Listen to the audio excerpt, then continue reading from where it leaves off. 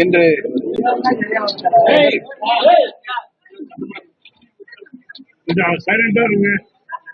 இன்று பிப்ரவரி மாதம் 24ஆம் நாள் 4வது தேதியாக நம்முடைய இதய புரட்சி தலைவி மாண்புமிகு அம்மாவுடைய பிறந்த நன்னாள். 30 ஆண்டு காலம் அனைத்து இந்திய அன்னார முன்னேற்ற கழகத்தின் கழக பொதுச் செயலாளராக நம்முடைய இயக்கத்திற்கு வந்த வேதனைகள், சோதனைகள், இந்த இயக்கத்தை யாராலும் வெல்ல முடியாத இயக்கமாக உருமாற்றி புரட்சி தலைவர் எந்த நோக்கத்திற்காக இந்த இயக்கத்தை உருவாக்கினார்களோ அந்த நோக்கம் முழுமையாக வெற்றி அடைவதற்கு மாண்புமிகு அம்மா அவர்கள் கழகத்தின் அத்துணை நிலையிலும் என்று கழகத்தின் காவல் தெய்வம் என்று காப்பாற்றினார்கள் என்பதை மாண்புமிகு அம்மாவுடைய பிறந்த தின இந்த நாளில் நாம் நினைவு கூறி அம்மா அவர்களின் நம்முடைய அனைத்து இந்திய அன்னார முன்னேற்ற இயக்கத்திற்கு செய்த தியாகங்கள், நாட்டுடைய முதலமைச்சராக பொறுப்பேற்று அடித்தள மக்களும் அடித்தட்டு மக்களும் மேல்தட்டு மக்களுக்கு இணையாக தங்களுடைய வாழ்க்கை தரத்தினை உயர்த்தி காட்ட வேண்டும் என்று மாண்புமிகு அம்மா அவர்கள் பல்வேறு மக்கள் நலத்திட்டங்களை நாட்டு மக்களுக்கு, ஏழை எளிய மக்களுக்கு அறிமுகப்படுத்தினார்கள். மாண்புமிகு அம்மா அவர்கள் கொண்டு வந்த மக்கள் நலத்திட்டங்கள் இந்தியாவில் இருக்கின்ற பல்வேறு மாநிலங்களுக்கு அங்கு ஆளுகின்ற மாநில முதலமைச்சர்களால் அங்கு வாழுகின்ற மக்களுக்கு கொண்டு போய் சேர்க்க வேண்டும் என்று மாண்புமிகு அம்மா அவர்கள் முன்னிலை முதலமைச்சராக இந்திய திருநாட்டிற்கு தலை சிறந்த முதலமைச்சராக ஒரு சீரான ஆட்சியை, சிறப்பு ஆட்சியை உருவாக்கி தந்தார். அனைத்து இந்திய அன்னார முன்னேற்ற கழகம் என்ற மாபெரும் இயக்கம் புரட்சி தலைவர் எம்ஜிஆர் அவர்களால் உருவாக்கப்பட்டு இந்த இயக்கம் தொண்டர்களுக்காகத்தான் புரட்சி தலைவர் எம்ஜிஆர் அவர்கள் உருவாக்கினார். இந்த இயக்கத்தை தொண்டர்களுக்கான இயக்கமாகவும் மக்களுக்கான இயக்கமாகவும் புரட்சி தலைவர் அவர்கள் கொண்டு வந்து நிலைநிறுத்தினார்கள். 3 முறை தமிழகத்தினுடைய முதலமைச்சராக தொடர்ந்து யாராலும் வெல்ல முடியாத முதலமைச்சராக நாட்டிற்கு நல்ல பல திட்டங்களை, சத்துணவு திட்டம், தண்ணீர் திட்டம் போன்ற திட்டங்களை நாட்டு மக்களுக்கு அறிமுகப்படுத்திய, செயல்படுத்திய முதலமைச்சராக புரட்சி தலைவர் எம்ஜிஆர் அவர்கள் விளங்கினார்கள் என்பதுதான் வரலாறு. புரட்சி தலைவர் மறைவுக்கு பின்னால் இந்த இயக்கத்தை மாண்புமிகு அம்மா அவர்கள் ராணுவ கட்டுப்பாடோடு வளர்த்தெடுத்து இந்திய திருநாட்டில் இருக்கின்ற அத்தனை முதலமைச்சர்களும் ஒரு மாநிலத்தின் ஒரு கட்சியை, இயக்கத்தை எப்படி நடத்த வேண்டும் என்று மாண்புமிகு அம்மா அவர்கள் இந்தியாவிற்கே வழிகாட்டியாக திகழ்ந்தார் என்பதுதான் வரலாறு. மாண்புமிகு அம்மா அவர்கள் நம்மை விட்டு பிரிகின்ற நேரத்தில் இந்த இயக்கத்திற்கு பல்வேறு சோதனைகள் சூழ்ந்தது. இவைகளெல்லாம் உங்களுக்கு நன்றாகவே தெரியும். அந்த சூழலில் நாம் அனைவரும் ஒன்றுபட்டால்தான் இயக்கத்தை புரட்சி தலைவர் எம்ஜிஆர், புரட்சி தலைவர் மாண்புமிகு அம்மா அவர்கள் கண்ட கனவுகளை கொண்டு வந்து நாட்டு மக்களுக்கு புரட்சி தலைவர் எந்த நோக்கத்திற்காக இந்த இயக்கத்தை உருவாக்கினார்களோ அந்த நோக்கம் வெற்றி அடைவதற்கு நாம் ஒரு சிறு துரும்பாக இருப்போம் என்று அனைத்து இந்திய அண்ணா முன்னேற்ற கழகத்தினுடைய தொண்டர்கள் அனைவரும் ஒருங்கிணைந்து பல்வேறு பிரச்சனைகளில் விரிந்து கிடந்த இயக்கத்தை ஒன்றுபடுத்தி மாண்புமிகு அம்மா அவர்கள் 1991 மீண்டும் அனைத்து இந்திய அன்னார முன்னேற்ற கழகம் தமிழகத்தில் ஆட்சி பொறுப்பேற்ற ஒரு நல்ல சூழலை மாண்புமிகு அம்மா அவர்கள் உருவாக்கி 5 ஆண்டு காலம் ஒரு சிறப்பான ஆட்சியை நாட்டு மக்களுக்கு தந்து மீண்டும் 2001ஆம் ஆண்டு மாண்புமிகு அம்மா அவர்கள் 2ஆம் முறையாகவும் தமிழகத்தினுடைய முதலமைச்சராக பொறுப்பேற்று அன்றிலிருந்து மாண்புமிகு அம்மா அவர்கள் காலமாகும் வரை 3 முறை முதலமைச்சராக பொறுப்பேற்று 2001, 2011, 2016 இந்த ஆண்டுகளில் ஒரு சிறப்பான ஆட்சியை நாட்டு மக்களுக்கு மாண்புமிகு அம்மா அவர்கள் தந்தாதான் வரலாறு. மாநிலத்தினுடைய சொந்த நிதியை கொண்டு, மத்திய அரசுடைய நிதியை எதிர்பார்க்காமல், மாநிலத்தினுடைய நிதியை கொண்டு மட்டும் மாண்புமிகு அம்மா அவர்கள் 52% மொத்த வருவாயில் 52% வருவாயை நாட்டு மக்களுக்கு, ஏழை மக்களுக்கு, அடித்தட்டில் இருக்கின்ற மக்களுக்கு பல்வேறு மக்கள் நல திட்டங்களை மாண்புமிகு அம்மா அவர்கள் அவருடைய திருக்கரங்களை தந்தார்கள் என்பதுதான் வரலாறு. தங்கத்துடன் தாலியுடன் தங்க இலவச திருமண உதவி திட்டம், படிக்கின்ற கல்வி அனைத்து நிலையில் இருக்கின்ற மக்களுக்கு தர வேண்டும் என்று ஆரம்ப கல்வியிலிருந்து முதுநிலை கல்வி வரை இலவச கல்வி, தாய்மார்களுக்கு பிரசவ கால உதவி, பெண்களுக்கு ஸ்கூட்டி, மாணவ செல்வங்களுக்கு சைக்கிள், இப்படி பல்வேறு வகையான கிட்டத்தட்ட ஒரு 62 வகையான உதவிகளை நாட்டு மக்களுக்கு அர்ப்பணித்த ஒரே தலைவர் மாண்புமிகு அம்மாவோடு தான் என்பதில் எண்ணற்ற திட்டங்களை சொல்லிக் கொண்டே போகலாம். மாண்புமிகு அம்மா அவர்கள் உடல்நிலை பாதிக்கப்பட்ட பொழுது டாக்டர்கள், மருத்துவர்களும் கைவிட்ட நிலையில்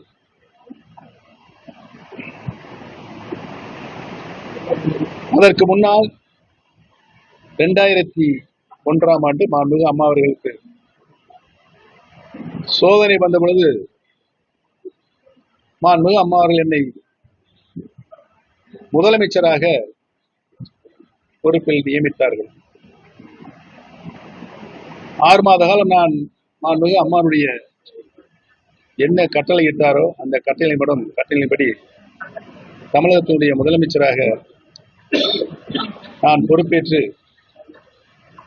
அடிபெறலாமல் என்னுடைய பணியை, கடமையை ஆற்றினேன் என்பது நாட்டு மக்களுக்கு நன்றாகவே தெரியும். மாண்புமிகு அம்மாவர்கள் மீண்டும் ஆண்டிப்பட்டி சட்டமன்ற தொகுதியில் வெற்றி பெற்று மீண்டும் முதலமைச்சராக பொறுப்பேற்பதற்கு எந்தவித நிபந்தனையும் இல்லாமல் மகிழ்ச்சியோடு என்னுடைய முதலமைச்சர் பதவியை மாண்புமிகு அம்மா அவர்கள் அடுத்த கணமே நான் அவர்களுடைய திருக்கரங்களில் ஒப்படைத்தேன் என்பதுதான் வரலாறு. 2006க்கு பின்னால் 2011, 2011 மீண்டும் மாண்புமிகு அம்மா அவர்கள் தமிழகத்துடைய முதலமைச்சராக இருக்க முடியாத ஒரு சூழல் ஏற்பட்ட பொழுது உடனடியாக மாண்புமிகு அம்மா அவர்கள் பெங்களூரு நீதிமன்றத்தில் வழங்கப்பட்ட தீர்ப்பினை அடுத்த வினாடியை என்னை அழைத்து, நீங்கள் எல்லாம் சென்று சட்டமன்ற உறுப்பினருடைய கூட்டத்தை கூட்டி முதலமைச்சரை தேர்ந்தெடுக்கப்பட வேண்டும் என்று மாண்புமிகு அம்மா அவர்கள் உடனடியாக என்னிடம் மாண்புமிகு அமைச்சராக இருந்த விஸ்வநாதன் அவர்களும் சொல்லினார்கள். விஸ்வநாதனை கூப்பிட்டு முதலமைச்சரை தேர்ந்தெடுக்க வேண்டும் என்று சொல்லி அடுத்த கணமே பன்னீர்செல்வம் தான் முதலமைச்சர் என்று சொல்லி பன்னீர்செல்வமே எந்திரிச்சு மாண்புமிகு அம்மா அவர்கள் என்னை முதலமைச்சராக சொன்னால் என்று சொல்லாமல், முதலமைச்சர் விஸ்வநாதன் அவர்களே நீங்கள் எந்திரித்து சட்டமன்ற உறுப்பினர்கள் கூட்டத்தில் எழுந்து மாண்புமிகு அம்மா அவர்கள் சொன்னார்கள், எங்கள் இருவரையும் அழைத்து பன்னீர்செல்வம் தான் முதலமைச்சர் என்று நீங்கள் சொல்லி அந்த கூட்டத்தை எழுதி முடித்து பொறுப்பேற்றுக் கொள்ளுங்கள் என்று மாண்புமிகு அம்மா அவர்கள் கட்டளை அளித்து நானும் 2ஆம் முறையாக மாண்புமிகு அம்மாவுடைய கட்டளையை ஏற்று முதலமைச்சராக பொறுப்பேற்றேன். 2016 மீண்டும் தேர்தல், சட்டமன்ற பொதுத் தேர்தல். அந்த சட்டமன்ற பொதுத் தேர்தலில் மாண்புமிகு அம்மாள் 234 தொகுதிகளிலும் இரட்டை இலை சின்னத்தை நிறுத்தி 234 தொகுதிகளிலும் நம்முடைய கூட்டணி மகத்தான வெற்றி பெறுவதற்கு மாண்புமிகு அம்மாவர்கள் தன்னுடைய உடல்நிலையை பாராமல் தமிழ்நாடு முழுவதும் சுற்றுப்பயணம் செய்து மீண்டும் மாண்புமிகு அம்மா அவர்கள் முதலமைச்சராக அரியணையில் அமர்ந்து அதற்கு பின்னாலே மாண்புமிகு அம்மா அவர்கள் நம்மை விட்டு பிரிகின்ற ஒரு சூழல் ஏற்பட்டது. அந்த சூழல் ஏற்பட்டவுடன் என்னை முதலமைச்சராக பொறுப்பேற்க வேண்டும் என்று சில பேர் என்னை அணுகி என்னிடம் ஒரு கருத்தை சொல்லினார்கள். நான் மறுத்தேன். முதலமைச்சராக பொறுப்பேற்பதற்கு மறுத்தேன். ஏன் என்று கேட்டால், அம்மா அவர்கள் உயிரோடு இருந்த நேரத்தில் நான் முதலமைச்சராக பொறுப்பில் இருந்து அம்மா அவர்கள் இட்ட கட்டளையை ஏற்று நான் நிறைவாக என்னுடைய பணியை முடித்திருக்கின்ற மன நிம்மதி எனக்கு இருக்கிறது, மன மகிழ்ச்சி இருக்கிறது. மாண்புமிகு அம்மா அவர்கள் இல்லாத நேரத்தில் நான் முதலமைச்சராக வருவதற்கு விரும்பவில்லை என்று சொன்னேன். என்னை கட்டாயப்படுத்திதான் அந்த முதலமைச்சர் பதவியை ஒப்புக்கொள்ள வைத்தார்கள் என்பதுதான் வரலாறு. இதற்கு முன்னால் நடைபெற்ற அத்தனை பேட்டிகளிலும் பத்திரிகை துறை நண்பர்களை சந்திக்கிற நேரத்திலும் நான் வெளிப்படையாக எந்த நேரத்தில் நான் முதலமைச்சராக பதவியை ஏற்றுக்கொண்டேன் என்பதையும், முதலமைச்சர் பதவி தந்த அந்த தெய்வத்திற்கு எந்தவித துரோகமும் நம்பிக்கை துரோகம் இல்லாமல் அப்படியே நான் திருப்பி கொடுத்த வரலாறு தான் என்னுடைய வரலாறு என்று மாண்புமிகு அம்மா அவர்களை என்னுடைய மகன் ஜெயபிரதீப் அவருடைய இல்ல வரவேற்பு இல்ல திருமணத்தின் மாண்புமிகு அம்மா அவர்கள் நடைபெற்ற அந்த திருமணத்தில் மாண்புமிகு அம்மா அவர்களே நிகழ்ச்சியோடு இந்த நிகழ்வை சுட்டி காட்டினார் என்பதுதான் எனக்கு கிடைத்த வரலாற்றில் ஒரு நற்சான்று சான்றிதழ் பத்திரம் என்றே நான் உணர்கின்றேன். என்னுடைய குடும்பத்தார்கள் அனைவரும் உணர்கிறார்கள். நான் 3ஆம் முறையாக முதலமைச்சராக கட்டாயத்தின் அடிப்படையில் பொறுப்பேற்றுக் கொண்டாலும் என்னுள் பல பிரச்சனைகள், தமிழகத்தில் ஒரு மிகப்பெரிய புயல், வர்தா புயல், அதிலும் அந்த வர்தா புயல் தலைநகரத்தில், தமிழ்நாட்டின் தலைநகரத்தில் மட்டுமே சுழன்று சுழன்று அடித்தது. 3 முறை நான் அப்போது தலைமைச் செயலகத்தில் நின்று கொண்டு அந்த புயலுடைய வேகத்தை, தாக்கத்தை நேரடியாக கண்காணிக்கின்ற செயல் இருந்தது. முதல் முறையாக வந்தது அந்த புயல். அப்படியே ஒரு சுத்திட்டு திரும்ப சுத்தினவுக்கு மறுபடியும் ரிட்டர்ன் வந்தது. ஒரு 10 நிமிஷம் கழிச்சு அதே புயல் மீண்டும் வந்து அப்படியே சுத்தின விதத்திலே மறுபடியும் 2ஆம் முறையாக சுற்றியது. 3ஆம் முறையாகவும் இப்படி சுத்தி மறுபடியும் வந்த விதத்தை திரும்பி வடக்கு நோக்கி ஆழ்ந்தது. அந்த புயலுக்கு பின்னாலேயே நான் திருவள்ளூர் மாவட்டம் வரைக்கும் சென்று அங்கே பழந்தாங்கல் ஏரி இருக்கிறது. அந்த ஏரியை கடந்து ஆந்திரா சென்று விட்டது. திரும்ப நான் வந்து திருவள்ளூர் மாவட்டத்தில் மக்களை புயலிலிருந்து காப்பாற்றி முகாம்களில் தங்க வைத்திருந்தவர்கள் 12 மணி இருக்கும்.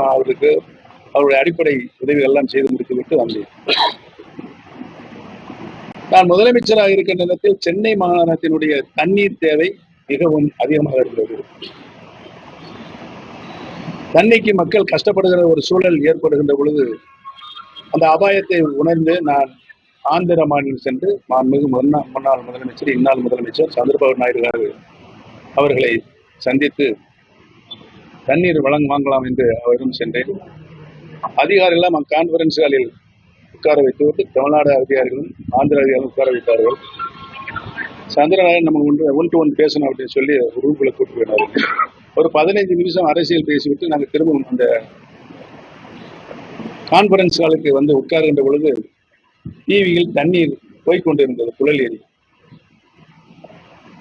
நாங்கள் உள்ளே போகும்போது கூட அதிகாரிகளுக்கு கூப்பிட்டு தனியாக அழைத்து மாண்புமிகு முதலமைச்சர் சந்திரபாபு நாயுடு அவர்கள் தண்ணியை திறந்து விடுங்கள் என்று சொல்லிவிட்டார். நாங்கள் பேசவில்லை, ஒப்பந்தங்கள் போடவில்லை, எவ்வளவு தண்ணீர் டிஎம்சி திறந்துபட வேண்டும் என்ற முடிவை எடுக்காமல் நல்ல மனம் படைத்த சந்திரபாபு நாயுடு அவர்கள் தண்ணியை திறந்து விடுங்கள் அதிகாரி சொன்னதனால் அவருக்கு உடனடியாக நான் என்னுடைய நன்றியை தெரிவித்து பழைய தெலுங்கு அந்த திட்டம் வரும் பொழுது இருக்கின்ற பாக்கி தொகை, நாம் செலுத்த வேண்டிய பாக்கெட் 25 கோடி ரூபாய் நான் மீறி எடுத்துக் சென்றேன். அதை அவரிடம் தந்து மிக்க நன்றி ஐயா அப்படின்னு அவரிடம் சொல்லி எவ்வளவு தண்ணி வேண்டும் என்று என்னிடம் கேட்டார். ஒரு 1.5 TMC தண்ணி கொடுத்தீர்கள் என்று சொன்னால் 2 மாத சென்னை மாநகரத்தினுடைய தேவையை நாங்கள் பூர்த்தி செய்வோம் என்று நான் கேட்டவுடன் உடனடியாக அதிகாரிகளுக்கு அந்த 1.5 TMC தண்ணி முதலமைச்சர் கடை தண்ணீர் உடனே திறந்துவிட்டு அந்த தண்ணீர் புழலேறி சென்று அடைவதற்கு தக்க பாதுகாப்பை நீங்கள் அளித்திட வேண்டும் என்று அவரிடம் கட்டளையிட்ட அடிப்படையில் 1 TMC தண்ணீர் அங்கே வந்து சேர்ந்தது. செல்ல மொழி ஆஃப் பண்ணி சொல்லலாம். அந்த பிரச்சனையும் நல்லபடியாக முடிந்தது. அதற்கு பின்னால் ஜல்லிக்கட்டு பிரச்சனை.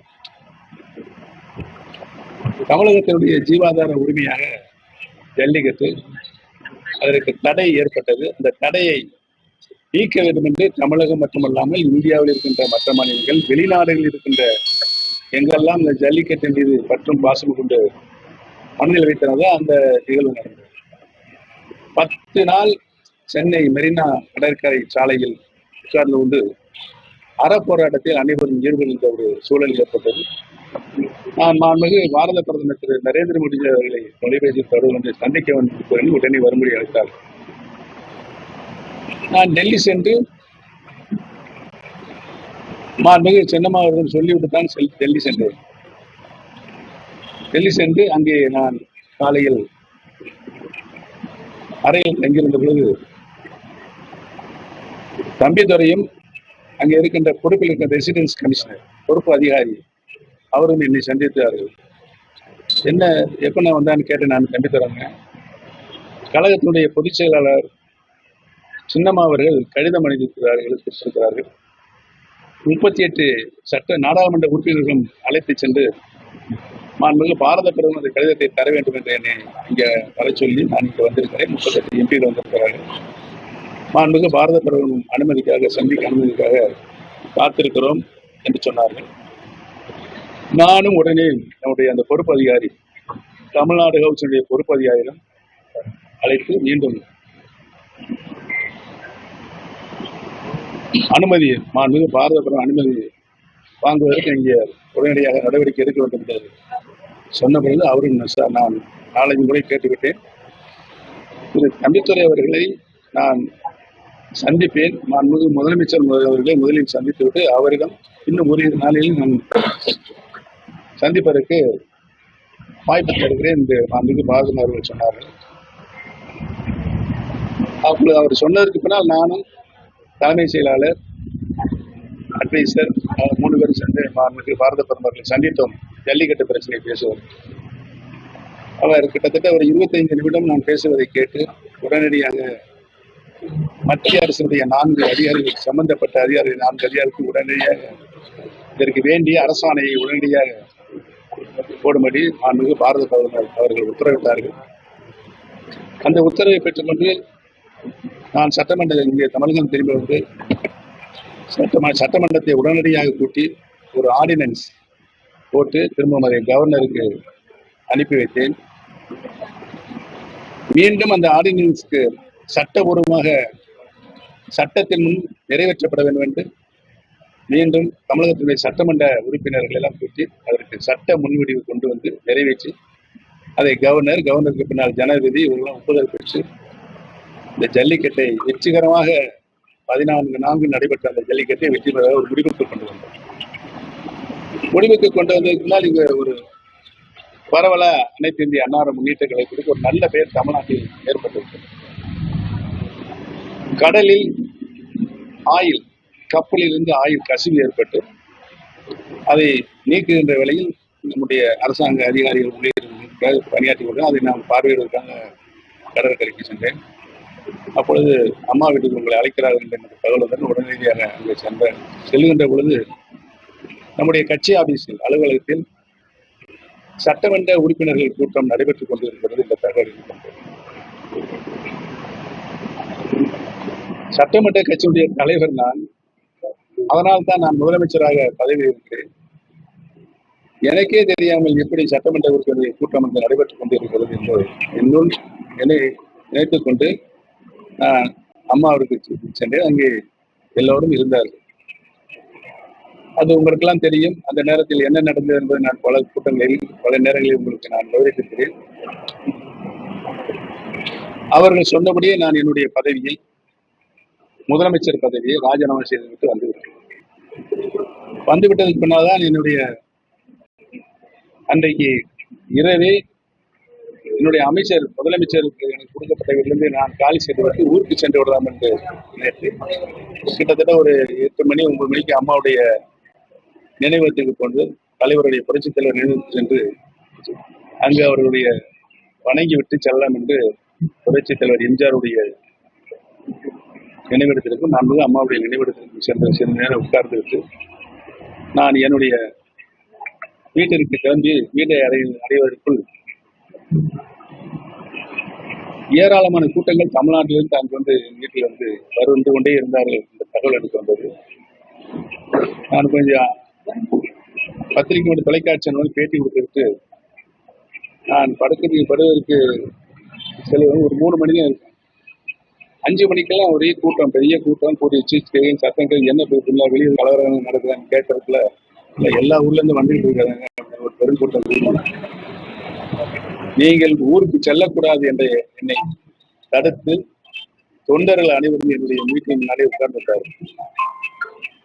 இந்த சூழலில் தொடர்ந்து நடைபெற்றுக் கொண்டிருந்தது. கிட்டத்தட்ட ஒரு வாரம் 10 நாள் நடந்திருக்கின்றது.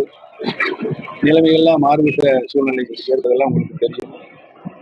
எனக்கு கொடுக்கப்பட்ட பணியை நான் ஒழுங்காக கட்சிக்கு விசுவாசமாக ஒரு சாதாரண தொண்டன் எந்த நிலையிலிருந்து செயலாற்ற வேண்டுமோ என்னுடைய அரசியல் ஆரம்ப காலத்திலிருந்து நகரத்தினுடைய இணை செயலாளர் நான் செல்லப்பட்டவர்கள், அப்புறம் நான் நகர செயலாளர், அவர் ஒன்றிய செயலாளர், நான் நகரமன்ற தலைவர் 96-ல் 2001-ல் மாண்புமிகு அம்மாவுடைய என்னை 2001 நடைபெறும் தேர்தலுக்கு முன்பாக என்னை மாண்புமிகு அம்மா அவர்கள் 96-லிருந்து 2001 வரைக்கும் நான் நகரமன்ற தலைவர். 2000-ல் மாண்புமிகு அம்மா அவர்கள் என்னை தனியாக அழைத்து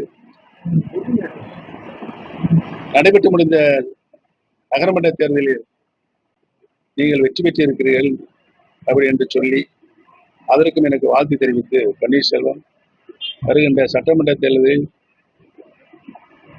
உங்களுக்கு சட்டமன்ற வேட்பாளராக நான் அறிவிக்கிறேன், நீங்கள் உறுதியாக என்னுடைய அமைச்சராக இருப்பீர்கள் என்று வாழ்த்து சொல்லி, இதை யாரிடமும் சொல்லாதீர்கள், முன்கூட்டியே சொல்லாதீர்கள் அப்படின்னு அந்த ரகசியத்தையும் சொன்னார்கள். சரி, அவங்க சொல்லி நான் அம்மாட்ட ஆசீர்வாதம் வாங்கிட்டாங்க.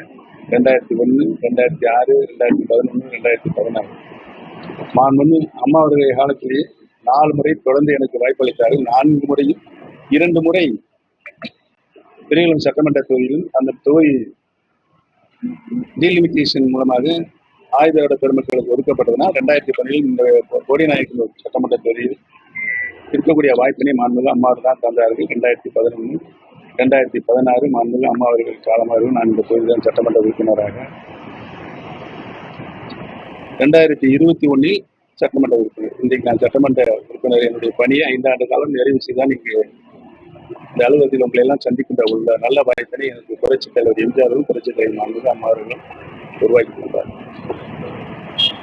என்னுடைய பணிக்காலத்தில் அதிக நாள் நான் பதவியில் இருந்த பொழுது அண்ணன் சையதுகான் அவர் தான் மாவட்ட கழக செயலாளர், செல்லமுத்து ஒன்றிய செயலாளர், நகர செயலாளர் பணியிடர்.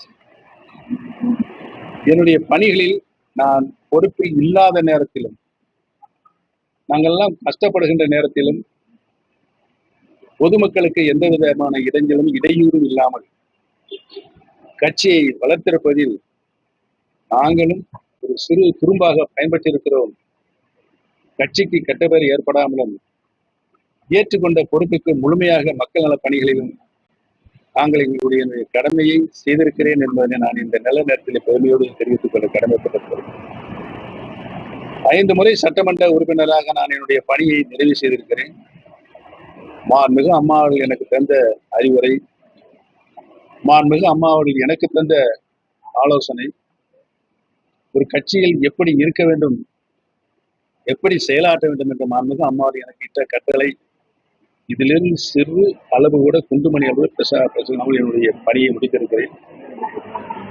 தேர்தல் காலங்களில் நம்முடைய கழகத்தின் சார்பாக போட்டியிட்ட உள்ளாட்சித் துறைகளில் போட்டியிட்ட ஊரக உள்ளாட்சித் துறையில் போட்டியிட்ட வேட்பாளர்களுக்கு, நகர சபையில் போட்டியிட்ட வேட்பாளருக்கு, ஏன் நாடாளுமன்ற உறுப்பினராக போட்டியிட்ட வேட்பாளருக்கும், சட்டமன்ற உறுப்பினராக இந்த தொகுதியில் போட்டியிட்ட வேட்பாளருக்கும் அவர்களுக்கு தேர்தல் பணிகளில் வேண்டிய அனைத்து உதவிகளும் செய்து ஒரு மனநிறைவை நான் பெற்றிருக்கிறேன் என்பதை இந்த கூட்டத்தில் நான் தெரிவித்துக் கொள்கிறேன். அனைவருக்கும் தெரியும். ஏன் பொறுமையாக இருந்தேன் என்று சொன்னால் என்னுடைய மனப்பக்குவமே என்னுடைய பழகியும் இருக்க அனைவருக்கும் நன்றாக தெரியும். எந்த சூழலிலும் யாரும் நான் கடிந்து கொண்டு திட்டது கிடையாது. அரசியல் களத்திற்கு வந்ததுதான் மாண்புமிகு தலைவர் மாண்புமிகு அம்மா அவர்கள் சொன்னார்.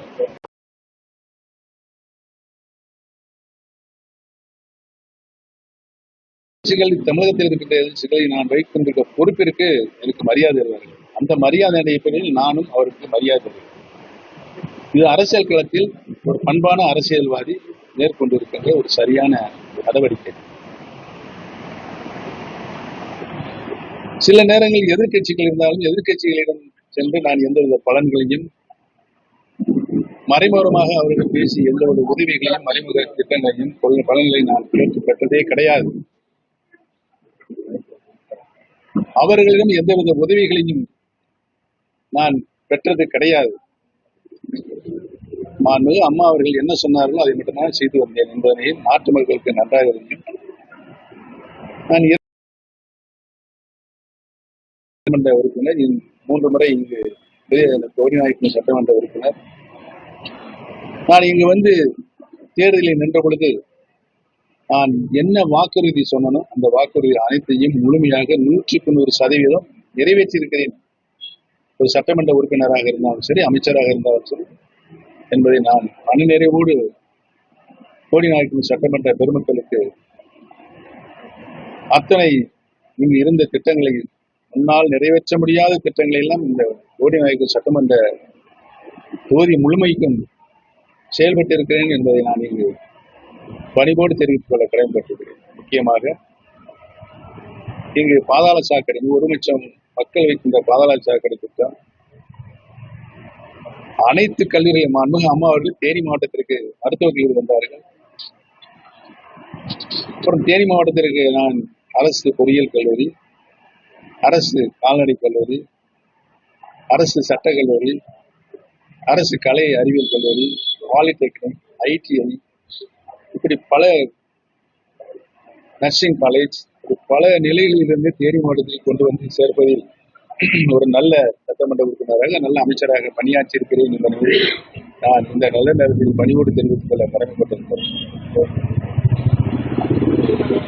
2021 தேர்தல் நெருங்குகின்ற நேரத்தில் ஒரு பொதுவான ஒரு பிரச்சனையை அவர்கள் பேசி தலைமை கழகத்தில் கூட்டத்தை கூட்ட சொன்னார்கள். நான் தலைமை கழக நிர்வாகிகளின் கூட்டத்தை அதில் மாவட்ட கழக செயலாளர்களை இரட்டை பதவி என்று நம்முடைய கழகத்தில் இருக்கிறது, அதை ஒற்றை பதவியாக கொண்டு வர வேண்டும் என்ற ஒரு புதிய பிரச்சனையை கிளப்பினார்கள். இந்த இரட்டை தலைமை பதவியை கொண்டு வந்ததே திரு எடப்பாடி பழனிசாமி தான் என்பதை நான் இங்கு சுட்டிக்காட்ட கடமைப்பட்டேன். முதலில் பொதுச் செயலாளராக நீங்கள் செயல்படுங்கள் என்று சொல்லிவிட்டு அதற்கு பின்னாலே ஒருங்கிணைப்பாளர், இணை ஒருங்கிணைப்பாளர் இந்த பதவி உருவாக்கப்பட வேண்டும் என்று அவர் தரப்பிலிருந்து வந்து முதலமைச்சராக இருப்பவர் கட்சிக்கு பதவியில் இருக்க வேண்டும் என்று சொல்லி நீங்கள் என்னை ஒருங்கிணைப்பாளர் எங்க, அவர் இணை ஒருங்கிணைப்பாளராக இருக்கட்டும் என்று சொன்னார்கள். சரி என்று நான் அதுக்கு சரி என்று சொல்லிவிட்டேன். எப்ப காலையில் நைட்ல புது பிரச்சனையாக ஒருங்கிணைப்பாளரும் இணை ஒருங்கிணைப்பாளரும் தலைமை கழகத்தில் கட்சி சார்பாக எந்த உத்தரவு வந்தாலும் 2 பேரும் கையெழுத்தப்பட வேண்டும். எந்த கட்சியிலும் உலகத்தில் இருக்கிற எந்த கட்சியிலும் இது இருக்காது. எப்படி 2 பேரும் கையெழுத்து போட்டு ஒரு நடவடிக்கையில எடுக்க முடியும் என்று சொன்ன எவ்வளவு சொன்ன கேட்க மாட்டேங்கிறாங்க. ஏன்னா கட்சி ஒன்று சேரணும் எல்லா தொண்டர்களும் ஆவலோடு அடுத்த நாள் காத்திருக்கிறாங்க அந்த கூட்டம் நடைபெறுவதற்கு. நான் அதிலிருந்து பின்வாங்கினாலோ இல்லை மறுத்தாலோ பெரிய பிரச்சனை வரும், கட்சியை பிளவுபடுத்துகிற சூழல் உருவாருக்கு பன்னீர்செல்வம் ஒரு காரணமாக இருக்கக்கூடாது என்பதை உணர்ந்தால் அதற்கும் சரி என்று சொன்னேன். அதே இந்த 4 வருஷம் நான் பொறுத்துக்கிட்டேன். எவ்வளவு பிரச்சனைகள் வந்ததுன்னு பொறுத்துக்கிட்டேன்.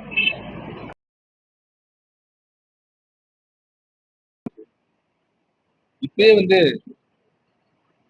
முதலமைச்சர் யாருங்கிறது அறிவிக்கணும் அப்படின்னு சொல்லி ஒரு கூட்டத்தை கூட்டிட்டு பேசுறாங்க. இந்த 1 வருஷம் இருக்க எதுக்கு அதுக்கு இந்த பிரச்சனையை கொண்டு வரீங்க? முன்னக்குரிய யாரு அவரை சொன்னாலும் சரி என்னைய சொன்னாலும் ஒரு கேரக்டர் அசாசினேஷன், அவருடைய குணநலங்களுக்கு மிகப்பெரிய விமர்சனங்கள் வருமே, அதெல்லாம் நம்ம தவிர்ப்பது நல்லதில்லையா தேர்தலை?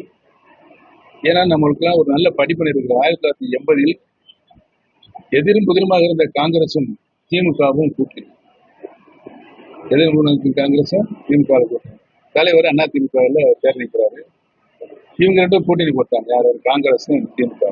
ஆளுக்கு 117 114 214 பிரிச்சுக்கிட்டாங்க நம்பர்ஸ். இப்ப தலைவர் கேள்வி கேட்கிறாரு, சரி ரொம்ப சந்தோஷம், நீங்களாம் எதிர்புறமா இருந்தீங்க, இப்ப ஒண்ணு சேர்ந்து இருக்கிறீங்க, உங்களுக்கு என்னுடைய வாழ்த்துக்கள். யார் முதலமைச்சர், காங்கிரஸா திமுகவான்னு கேட்டாங்க. அப்பதான் எங்க பிரச்சனை வந்துச்சு, ஒரு மன வருத்தங்கள் அதெல்லாம் இருந்துச்சு. இங்கிட்டு 4 பேச, அங்கிட்டு ஒரு 4 பேச, கடைசியில் என்ன தலைவர் எந்திரிச்சு சுற்றுப்பயணம் போனா, நான் என்ன தவறு செய்தேன், என்னை ஏன் நீக்கினீங்க? 77 மாநில புரட்சி தலைவர் முதலமைச்சராக வந்தவர், அங்க ஆண்டு கொண்டிருந்த காங்கிரஸ் ஆட்சியை கலைச்சிட்டாங்க. கேட்டாரு, மீண்டும் மாண்புமிகு புரட்சி தலைவர் என்பது 2ஆம் முறையாக முதலமைச்சர் வந்தால்தான் வரலாறு. அந்த வரலாறு நம்முடைய அனைத்து இந்திய அண்ணா முன்னேற்றத்திற்கு வர வேண்டுமா? அதனால நீங்களே முதலமைச்சராக இருந்து போங்க, எனக்கு அது ஒரு பிரச்சனை கிடையாது அப்படின்னு சொன்னது. அதை கேட்காம அறிவிக்க சொன்னாங்க. என்னையே நானே வெளியே வந்து கேட்டு விட்டு அறிவிக்க வந்தாங்க. அதையும் செஞ்சேன். இதுக்கு மேல யார் ஒத்துழைப்பு கொடுப்பார்? புரிஞ்சா? பொதுக்குழு கூட்ட வேண்டும் என்று வருடத்துக்கு ஒரு தடவை பொதுக்குழு, 6 மாதத்துக்கு ஒரு தடவை செயற்குழு. செயற்குழு முடிஞ்சு பொதுக்குழு ஒரு வருஷத்துக்கு கழிச்சு எடுத்துருப்பாங்க. தீர்மானங்கள் நிறைவேறும். தீர்மானங்கள் நானும் உட்கார்ந்து, நானும் எடப்பாடி பழனிசாமி 23 தீர்மானங்களை எழுத்துப்பூர்வத்தில் கொண்டு வந்து 2 பேருமே அதில் கையெழுத்து போட்டோம். 20 தீர்மானங்கள் நிறைவேற்றும் என்று கையெழுத்து போட்டாச்சு.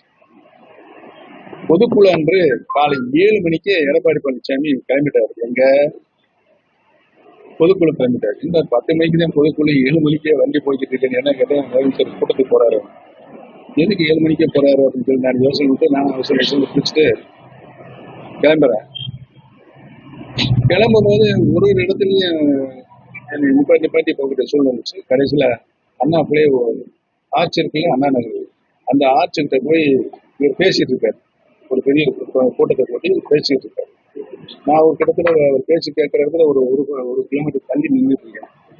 45 நிமிஷம் 50 நிமிஷம் நான் அந்த இடத்துல நிற்கிறேன். அது வரைக்கும் அவர் பேசிட்டே இருக்காரு. அப்புறம் ஏன் இந்த மாதிரி பண்றாங்க அப்படின்னு சொல்லிட்டு ஒரு ஏசி வந்தார், அசிஸ்டன்ட் கமிஷனர். சார், இவங்க பர்பஸாவே அங்க பேசிட்டு இருக்காங்க, கூட்டத்தில் இருக்காங்க, நீங்க இந்த வழியை கடந்து போக தடை பண்றதுக்காண்டி இருக்கிறாங்க சொல்லி என்னை அவர் கூட்டு போய் இன்னொரு வழியில போய் மண்டபத்துக்கு போயிட்டாங்க. எனக்கு பின்னால் அவர் 1 மணி நேரம் வந்தார்.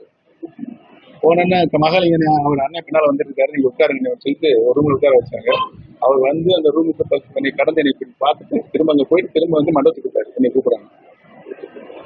அன்னைக்கு நடந்தது. இருவரும் சேர்ந்து நடந்ததுங்க பொதுக்குழு. வரவேற்பை சொல்லியாச்சு, இறந்தவர்களுடைய இரங்கல் தீர்மானமும் நிறைவேற்றியாச்சு. அதற்கு பின்னாலே நான் எழுந்து ஆண்டனுடைய வரவு செலக்கை வாசிக்க வேண்டும். அதை கூட வாய்ப்பு கொடுக்கல. CV சண்முகம் எழுந்து இந்த 23 தீர்மானம் ரத்து செய்யப்படுகிறது லெப்டினன்ட் சொல்லி அவர் போய் வாங்கிட்டாரு. தீர்மானம் கொண்டு வருவதற்கு முன்பாகவே தீர்மானம் ரத்து செய்யப்படுகின்ற உரிமை யாருக்குன்னா பொதுக்குழு. எல்லா பொதுக்குழு உறுப்பினர்களும் விவாதம் பண்ணி அதை நிறைவேற்றப்படுவாங்க. இல்லாட்டி தீர்மானங்கள் ஏதோ ஒன்று ரெண்டு நிற்கலாம். இவரே பூரா தீர்மானத்தை நிற்கிறாரு. இது மிகப்பெரிய சட்ட விரோதம். நடைபெற்ற அதற்கு முன்னால் நடைபெற்ற பொதுக்குழுவிலே மிக அம்மா அவர்கள் தான் நிரந்தர பொதுச் செயலாளர் அப்படின்னு ஒரு தீர்மானம் நிறைவேற்றி அதுக்கு பின்னால் நம்ம யாரு எந்த மீட்டிங்ல பேசினாலும் அம்மா வீரோட இருக்குன்னு சொன்னா, அம்மா நரேந்திரன் சொன்னாங்க. அதை இவங்க என்ன செய்யறாங்க, அதை நீக்கிட்டு இவரை பொதுச் செயலாளர் அறிவிக்கிறாங்க பொதுக்குழுல. இதெல்லாம் 2 பேரும் இருக்கிறது இல்லை.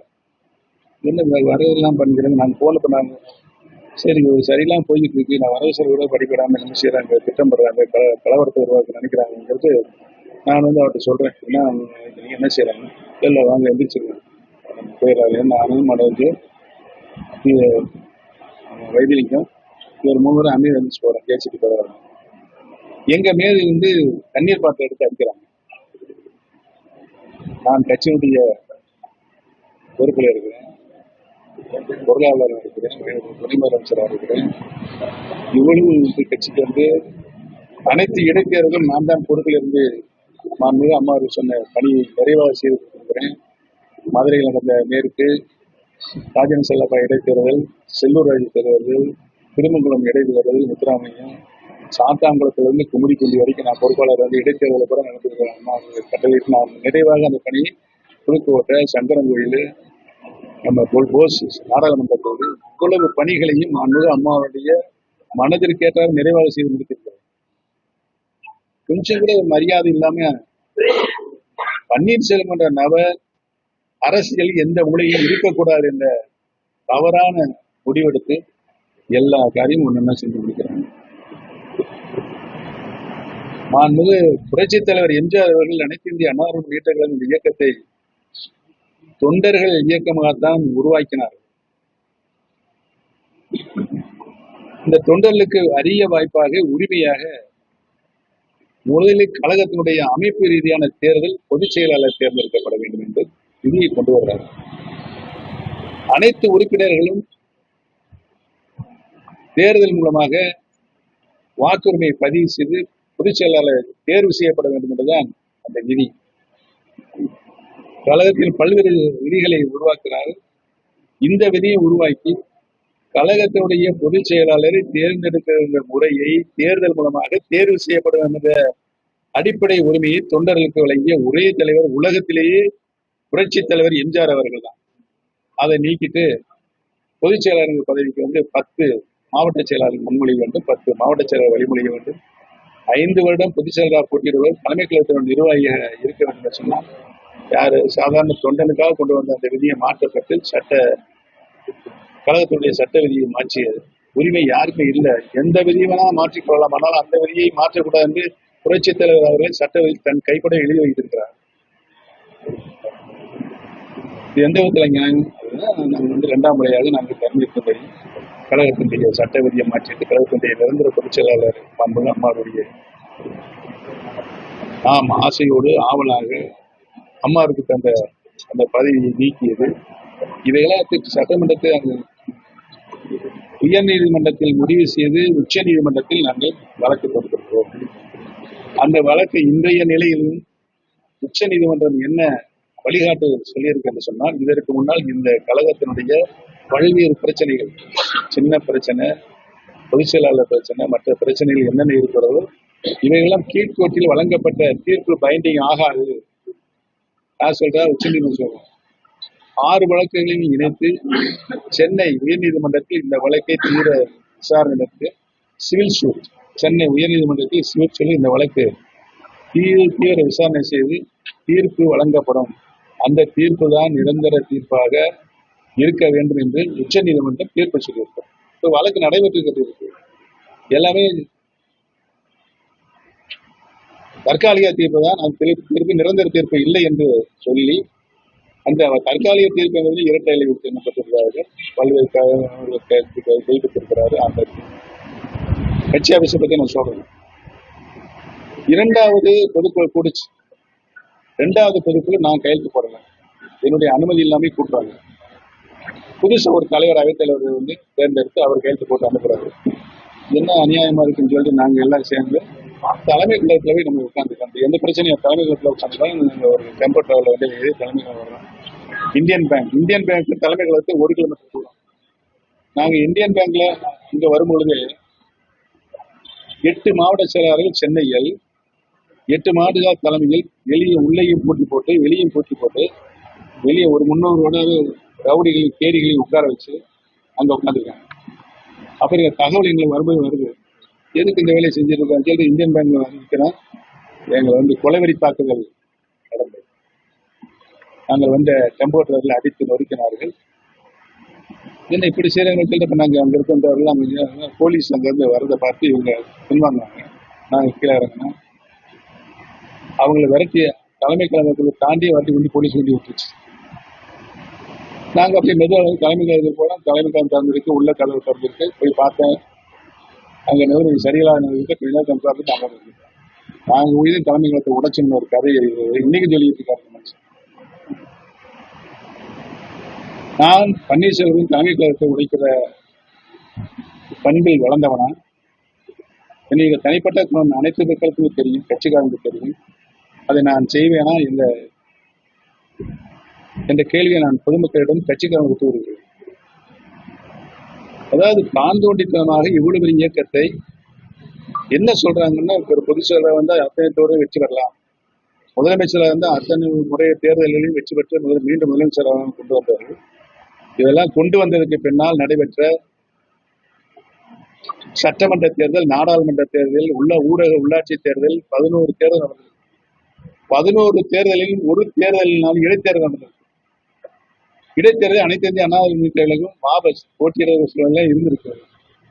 ஒரு தேர்தலினாலும் பழனிசாமி தலைமையிலான பொதுச் செயலாளர் தலைமையிலான வெற்றி பெற்றார்களா? இல்லை. அதான் இன்னைக்கு இருக்க நிலைமை அதுதான். இவையெல்லாம் கருத்தில் கொண்டுதான் கட்சி இணைய வேண்டும் என்று நான் சொல்லிக் கொண்டே இருக்கிறேன். கட்சி இணைய வேண்டும் என்று நான் சொல்லியிருந்ததை காதலே வாங்கிக்கொள்ளவில்லை. இன்னைக்கு வச்ச நிலைமை என்ன இருக்கு? கடந்த நாடாளுமன்ற தேர்தலில் 7 நாடாளுமன்ற தொகுதியில டெபாசிட் காலி. நான் ராமநாதத்தில் நிற்கிறேன். என்னை எதிர்த்து எங்கெல்லாம் தேடி கண்டுபிடிச்சு பன்னீர்செல்வத்தை பன்னீர்செல்வத்தை இன்சல் பார்த்து, ஆனா யாராலுமே அந்த ஆளுநர்ல ஓட்டக்கார கவர்மெண்ட் பன்னீர்செல்வம் யாருமே இல்லை. நான் ஒருத்தண்டே இருக்கேன். கொண்டு வந்து நிப்பாட்டி யாரு கொண்டு வந்தது?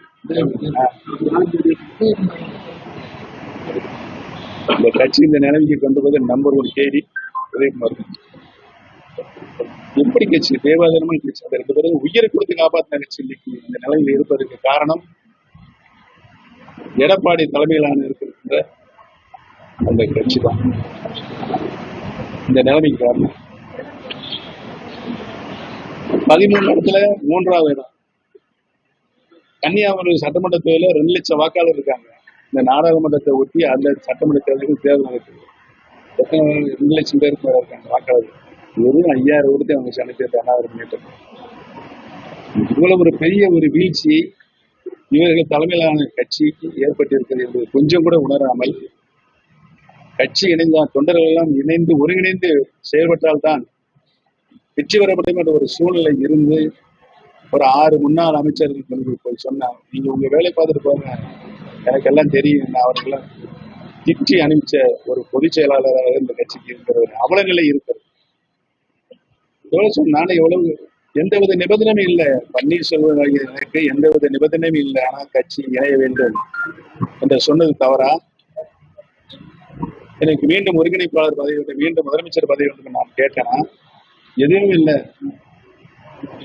இந்த இயக்கம் வளர வேண்டும் என்று புரட்சித் தலைவர் காலமானார்கள். இந்த இயக்கம் வளர வேண்டும் என்று புரட்சித் தலைவர் அம்மா அவர்களும் காலமானார்கள். ஆக 2 தலைவர்கள் உயிரை கொடுத்து காப்பாற்றிய கட்சி நன்றாக இருக்க வேண்டும் என்றுதான் நான் இந்த கட்சி இணைய வேண்டும், இணைந்தால்தான் கட்சி வெற்றி வர முடியும் என்ற கருத்தை சொன்னது தவிர, ஆக நடைபெறுகின்ற சட்டமன்ற தேர்தல் எதிர்நோக்கி இருக்கின்ற மக்களை ஒன்றுபடுத்துகின்ற முயற்சியாகத்தான் இந்த இயக்கம் இணைய வேண்டும் என்ற கருத்தை சொன்னதை தவிர வேறு கருத்தை நான் சொல்லவில்லை என்பதை எதிர்பார்த்து நான் அரசியலுக்கு வந்தவனும் இல்லை. நான்லாம் படிக்கிற காலத்திலே லியோ கிளப் செக்ரட்டரி படி முடிஞ்சு இங்கே பிரேலத்துக்கு வந்ததுக்கான லைன்ஸ் கிளப், ரோட்டி கிளப்ல செயலாளர் தான் பணியாற்றிருக்கேன். என்னுடைய சேவை அப்படித்தான் போய்கொண்டிருந்தது. எனக்கும் செல்லமுட்டு அவரை இணைச்செயலர் போட்ட அந்த கட்சியில போட்டாங்க. அது 80லேயே 1980லேயே அன்னை கோபாலகிருஷ்ணனுக்கு அதெல்லாம் கவுண்டிங் ஏஜென்ட்ஸ். 80ல் 82ல ஜக்கையன் அவருக்கு கவுண்டிங் ஏஜென்ட். 84க்கு சலீம் டாக்டர் வேட்பாளர், அவருக்கு டம்மி வேட்பாளர் நான். 84ல் அம்மா என்னுடைய வரலாறுலாம் படித்தார். மகன் ஜெயபந்திக்குடைய திருவண்ணி வச்சு படித்தார்கள். இப்படி ஒரு நம்பிக்கையை அம்மாவர்கள் வைக்கலாம் என்ற அதெல்லாம் கெடுக்க வேண்டும் என்று நடைபெற்று கூட்டுதான் இந்த கூட்டு. நாட்டு மக்கள் நன்றாக அறிந்திருக்கிறார் என்பதை மட்டும் நான் இந்த நேரத்தில் சொல்லிக்கொண்டிருக்கிறேன். நீங்க ஏதாவது கேள்வி வைக்கணும், கேள்வி மாண்புமிகு முதல்வர் புரட்சித் தலைவர் அவர்கள் நீங்கள் செல்லமாய் அழைப்பது போல அவர்கள் ரொம்ப மிகுந்த நம்பிக்கையும் ஒரு அளவேறிய ஒரு பற்றையும் உங்கள் மீது வைத்திருந்திருக்கிறார். அப்போது அதனால்தான் இத்தனை சீனியர் தலைவர்கள் இருந்தும் ஒரு கஷ்டமான சூழல் வரும்போது உங்களை முதல்வராக தேர்ந்தெடுத்திருக்கிறார். நீங்களும் அவருக்கு அதற்கு ஏற்றாற் போல மாண்புமிகு புரட்சித் தலைவி அம்மா என்று சொல்லித்தான் எல்லா இடங்களிலும் பேச ஆரம்பிக்கிறீர்கள். இன்று அவரது பிறந்த நன்னாள். இந்த நன்னாளில் தமிழகமே எதிர்பார்த்திருக்கிறது, உங்கள் தொண்டர்கள் எதிர்பார்த்திருக்கிறார்கள். உங்களின் அரசியல் நிலைப்பாடு அதை இந்த நன்னாளில் தெரிவித்தால் தொண்டர்கள், தமிழக மக்கள் அனைவரும் மிகுந்த ஆவலோடு அரசியல் களமும் எதிர்பார்த்திருக்கின்றோம். அவர் கேட்டு போய் சொல்லுவோம். ரெண்டு பேரும் சொல்லுவீங்க. கட்சிக்காரன் எல்லா கட்சியும் இல்ல, தமிழக மக்களையும் பாத்தீங்கன்னா ஐயாவோட கருத்தை ரொம்ப எதிர்பார்த்துட்டு காத்திருக்காங்களா? ஏன் தாடி வளர்க்குறீங்க? ஏன் தாடி வளர்க்குறீங்க? ஏதோ ஒரு நோக்கம் இருக்குல்ல. நான் அந்த கிட்டத்தட்ட 80ல இருந்து எத்தனை வருஷம் ஆச்சு? 46 வருஷம் இந்த கட்சியிலிருந்து கீழ்நிலையிலிருந்து நான் உழைத்திருக்கிறேன். என்னுடைய உழைப்பில் யாருமே இன்னிய அளவுல குற்றம் சொல்ல முடியாது. சட்டமன்ற உறுப்பினராக இருக்கிறேன், அமைச்சராக இருக்கிறேன். ஒரு முதலமைச்சருக்கு என்ன மாதிரி பணியாற்றுவதில் அது செஞ்சிருக்கிறேன். நானே முதலமைச்சராக இருந்து நானே இன்னொரு முதலமைச்சராக சரி எனக்கு மிகுந்த பெருத்த ஆதரவு நான் 54% வந்தது, அவருக்கு 4%. அதையும் பொறுத்து கொண்டுதான் நான் துணை முதலமைச்சர் வேண்டாம் என்று சொல்லிதான் எனக்கு அமைச்சரே வேண்டாம் என்று சொன்னேன். மாண்புமிகு பாரத பிரதமர் டெல்லிக்கு அழைத்து நீங்க அமைச்சரவை இருக்க வேண்டும் என்று சொன்னதின் அடிப்படையில் நான் ஏற்றுக்கொண்டேன். அதற்குரிய மரியாதை இல்லை, அதையும் பொறுத்து கொண்டேன். என்னென்ன அவமரியாதை பண்ணாங்களோ அதை எல்லாமே பொறுத்து கொண்டுதான் இந்த இயக்கத்திற்காக நான் பணியாற்றினேன். எந்த சூழ்நிலையும் என்னால் எந்த பிரச்சனை வரக்கூடாது. கடைசியில கழகத்தினுடைய சட்ட விதியை மாற்றினார்கள் என்ற நிலை வரும்பொழுது என்னுடைய எதிர்ப்பை தெரியும். தலைவர் கொண்டு வந்த சட்ட விதியை மாற்றுவதற்கு யாருக்கு உறுதி இருக்கிறது? எந்த விதியெல்லாம் திருத்தலாம், ஆனால் இந்த ஒரு விதியை மட்டும் கழகத்தினுடைய அடிப்படை தொண்டர்கள் தான் பொதுச் செயலாளர் தேர்ந்தெடுக்கப்பட வேண்டும், தேர்தல் மூலமாக தேர்வு செய்யப்பட வேண்டும் என்று சொன்ன விதி. அதற்குரிய காரணம் என்ன என்று உங்களுக்கு தெரியும். அவர் திமுகவிலிருந்து விலக்கின்ற பொழுது 18 மாவட்ட செயலாளர்கள் விலக்கினார்கள். அந்த நிலை அனைத்து இந்திய அண்ணா முன்னேற்ற கழகத்தில் வரக்கூடாது. அனைத்து தொண்டர்களுக்கும் அந்த உரிமையை நான் தருவேன்.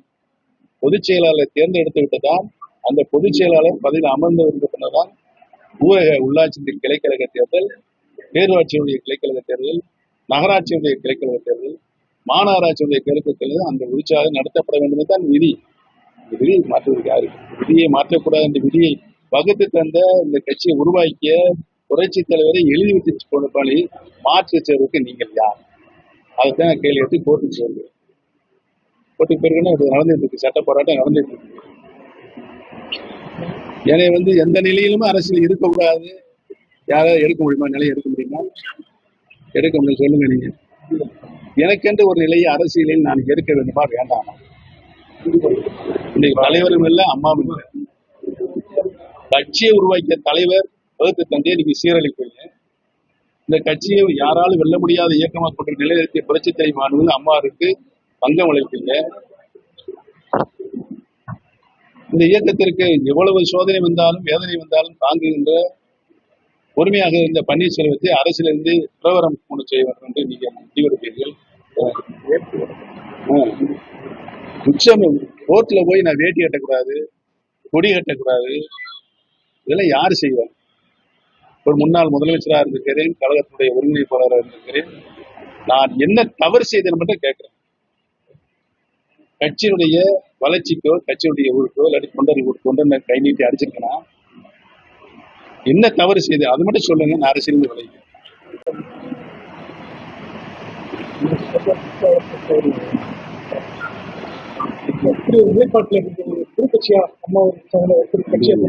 ஏற்கனவே நான் நடத்தி கொண்டிருக்கின்ற கழகத்தை, அடிப்படை தொண்டர்கள் உரிமையை மீட்கின்ற கழகத்தை ஒவ்வொரு மாதமும் தலைமை கழக நிர்வாகிகள், மாவட்ட கழக செயலாளர் கூட்டத்தை கூட்டுவேன்.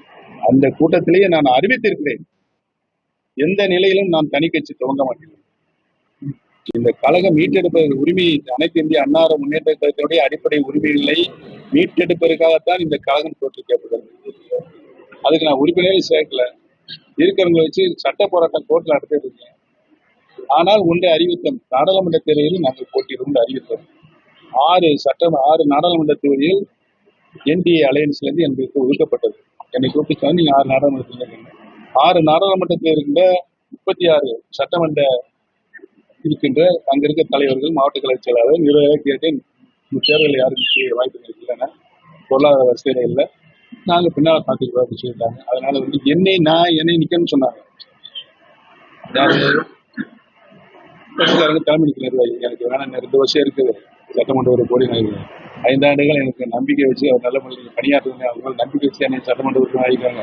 நான் போய் ரிசைன் பண்ணிட்டு என்னை நிற்க வேணாம், தேசிய என்னை விட்டு நாள விட்டுருக்காங்க. இல்லை நீங்கள் அவசியம் நிற்கணுங்க. சரி வாங்க ஆலோசனை போட்டுருங்க. நம்ம அண்ணன் ஐயா பண்ருட்டியார் இந்த கட்சி ஆரம்பிச்சிருக்காருல்ல, அவரும் சொன்னார் தனி கட்சி ஆரம்பிச்சு 1 வருஷத்துக்கு முன்னால. ஏன்னா இந்த உங்களெல்லாம் இங்கே போய் இருக்கிறீங்க நீங்க அப்படின்னு அவர்கிட்ட கேட்டு வேணாம் தனி கட்சியில் வேணாம் அவர்கிட்ட மறுத்திருக்காங்க. அவர்கிட்ட போய் ஆலோசனை கேட்டாங்க. இந்த மாதிரி பன்னீர்செல்வம் இந்த முட்டாள்தனமான ஐடியாவை யார் சொன்னது கேட்டார். எடுத்தோன்னே அவர் பன்னீர்செல்வத்தை கொண்டு போய் ராமநாதன் எலெக்ஷன்ல வேட்பாளராக நிறுத்தத்துக்குள்ள சொன்ன முட்டாள்தனமான ஐடியா யார் சொன்னது எடுத்தோன்னே கேட்டார். என்னை நிக்கணும்னு சொன்னாங்களே வாயடிச்சு போனாங்க. யாருக்கு மூச்சு விட்ட பேச்சு இல்லை. போங்க போய் பாரதிய ஜனதா கட்சிக்கு ஆதரவு அறிக்கை விட்டு இருக்கு, நம்மளுக்குன்னு ஒரு காலம் பின்னால் தான் அப்போ பார்த்துக்கலாம் அப்படின்னு சொல்லி அனுப்பிச்சு விட்டார். என்னை வீட்டுக்கு வந்து நான் யாரும் சொல்ல அரசியல் நாகரிகம் நான் சொல்லலை. விடிய விடிய விடிய விடிய விடிய எங்க பையங்களை 2 பேரையும் கூட்டு வந்துட்டு எங்க மருமகனையும் கூட்டு வந்து நீங்க அவசியம் நிக்கணும்னு சொல்லி அந்த வற்புறுத்தியதன் காரணமாக தான் நான் ராமநாதன் இருக்கு. அதுவும் வெயில் 12 நாள் தான் இருக்கு. பலாப்பழ சின்ன இவங்க வேற 6 பன்னீர்செல்வம் கூட்டு வந்துட்டாங்க. இவ்வளவு இம்சையை நீ கொடுக்க தேவையா? காமராஜர் ஐயா வந்து சாத்தோடு தோத்துட்டாரு, திரும்ப நாகர்கோவில் நாடாளுமன்றத்தில் நிற்கிறாரு. அண்ணா என்ன சொன்னாரு? அவர் பெரிய தலைவர், யாரும் பிரச்சாரத்துக்கு போறது அவர் ஜெயிக்கணும், நாடாளுமன்றத்துக்கு போகணும் அப்படின்னு சொன்ன பெருந்தன்மை அண்ணா. அண்ணா எப்படி திராவிட முன்னேற்ற கழகத்தை வளர்த்தாரு, இப்படி வளர்த்தாரு, சர்வாதிகாரமான வளர்த்தாரு. புரட்சி தலைவர் இப்படியா வளர்த்தாரு கட்சியை, மாண்புமிகு அம்மா அவர்கள் இப்படியா வளர்த்தாங்க. அவர்கள் அனைவரையுமே அரங்கணித்து ஜாதி இல்லை மதம் இல்லை அனைத்து மக்களும் சமநிலையில் தானே கட்சியை வளர்த்தார்கள். நாங்களும் அப்படி பின்னால்தானே அவங்க அம்மா சொன்னதானே கேட்டு வந்துருக்காங்க. பன்னீர்செல்வம் என்ன தவறு செய்யும்? என் மகன்கள் என்னுடைய வாரிசுகள் யாருமே தவறு செய்யும்? 38 இடம் போட்டிட்டு ஒரே ஒரு இடத்துல ஜெயிக்குது நாடாளுமன்றத்துல. ரவீந்திர நாரசிங்க இங்க பெரிய நாடாளுமன்றத்தில் எவ்வளவு நாங்க கஷ்டப்பட்டிருக்கோம் ஒரு கொண்டு வர்றது. பாரத பிரதமர் ஒருத்தரே ஜெயிச்சிருக்காரு, அவருக்கு அமைச்சர் கொடுக்கலாம் சொல்லி முடிவு பண்ணிட்டாரு. முடிவு பண்ண வரும் தெரிஞ்சு என்ன நடந்த கூத்தெல்லாம் நடந்துச்சு நமக்கு தெரியுமில்ல. அத்தனை கூத்தையும் நடக்கலாம். அது வரைக்கும் நான் பொறுமையாதே இருந்தேன், எதுவும் பிரச்சனை இல்லை. இப்ப பன்னீர்செல்வம் ஒரு நிலை எடுக்க போறாரு அப்படின்னு ஏன் அலறீங்க? அந்த நிலை ஏன் அதுக்கு உங்களுக்கு தானே தெரியும். இன்னைக்குதான் வந்து நல்ல நாள். அதான் உங்களுக்கு தெரியும், நீங்க எழுதுங்க.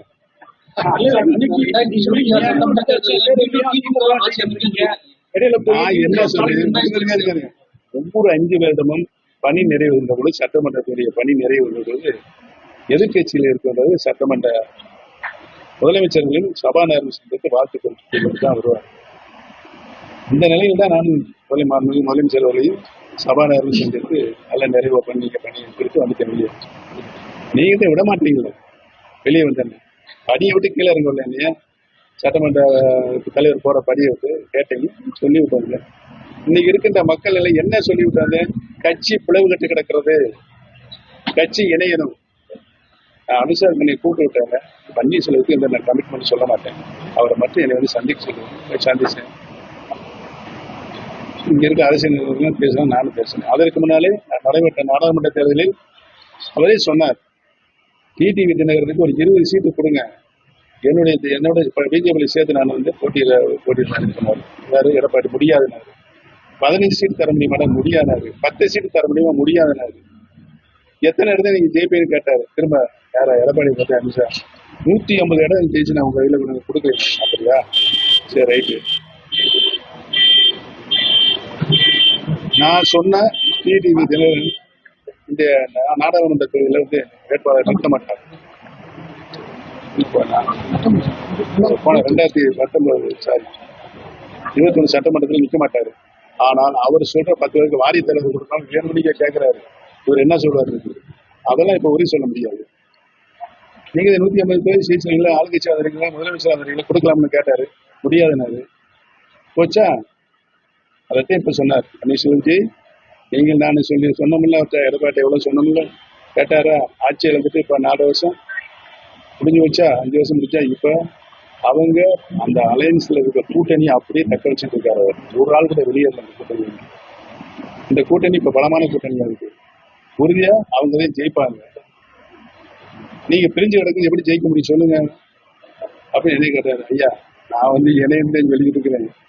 நீங்க சின்னம்மா கூட்டம் வருவாங்க, டிடிஏ கூட்டம் வருவாங்க, எடப்பாடியை கூட்டம் வருவாங்க, பன்னீர்செல்வத்தை கூட்டம் வருவாங்க. நான் இப்ப வந்திருக்கேன், நீங்க கூட்டம் வரல. ஏன்னா நான் இந்தியா விட்டு வெளியே போயிட்டேன். இருந்தாலும் நீங்க கூப்பிட்டீங்க, வந்துட்டேன். கட்சி அனுப்பிச்சு விடுங்க. அவங்களுக்கு பெரிய புண்ணியம் கும்பிட்டேன். பன்னீர்செல்வம் நான் சொல்லிட்டே இருக்கிறேன். போன வட்டம் வரும்போது சொன்னேன், 9ஆம் தேதி வருவாரு, திரும்ப நான் பரிசு சொல்றேன்னு சொன்னாரு. அவர் வரும்போது போனாரு, அவர் சொன்னாரு, கேட்கல. நான் என்ன செய்வேன்? நான் ஏதாவது சங்கர மடத்துல வச்சு சேர்ந்துலாமா? சொல்லுங்க. என்னங்க இவ்வளவு அநியாயம் மக்களுக்கு பொறுத்து கொண்டு இன்னமும் இங்கேயே ஊசாடி கொண்டிருக்கின்ற பன்னீர்செல்வம் அரசியல் நிலையில் என்ன எடுக்க வந்தீங்களே சொல்லுங்க. சொல்லுங்க யார் சொல்லுங்க. என்ன பேசாம இருக்கீங்க? வேற ஏதாவது கேள்வி இருக்கா? நீங்க எதே சொல்லிக்கிட்டு இருக்கீங்க. அந்த கேள்வியை நீங்களே கேட்டு பதிலே நீங்களே எழுதுறீங்க. அது பத்திரிகைலாம் நான் மதிக்கின்ற பத்திரிகை கூட அந்த மாதிரி எழுத ஆரம்பிச்சிருக்கேன். திமுக ஆட்சி அமைக்கிறதுக்கு வாய்ப்பு இருக்கு. என்னை பொறுத்த வரையில் சொல்றது கேளுங்க. தலைவர் கொண்டு வந்த சட்ட விதியை திரும்ப கொண்டு வரப்படும். தலைவர் என்னென்ன விதியை இந்த கட்சி இயக்கம் 50 ஆண்டுகளும் 55 ஆண்டுகளும் சட்ட விதி இப்பதான் கழகம் நடந்தது. அந்த மீண்டும் அந்த விதி இங்க உட்காரணும். உட்காரத்தை அனைத்து மக்களும் எப்படி தலைவர் அண்ணா இப்படி கட்சி நடத்தினாங்க, தலைவர் இப்படி கட்சி அம்மா இருக்காங்க, அந்த தலைவர் ஜனநாயக முறை 11 பேர் கூட்டம்ல நிர்வாகக்குள்ள ஒரு கூட்டமாக கூட்ட விட்டியா? சட்ட விதிகள்ல ஒரு சாதகமான தீர்ப்பு வரும் பட்சத்தில் அது தற்போதைய அதிமுகவை எந்த அளவுக்கு பாதிக்கும்? நீங்க யூகத்தின் அடிப்படையில கேள்வி கேட்டீங்கன்னா என்னால் பதில் சொல்ல முடியாது. வரட்டும், பார்ப்போம். நன்றி, வணக்கம்.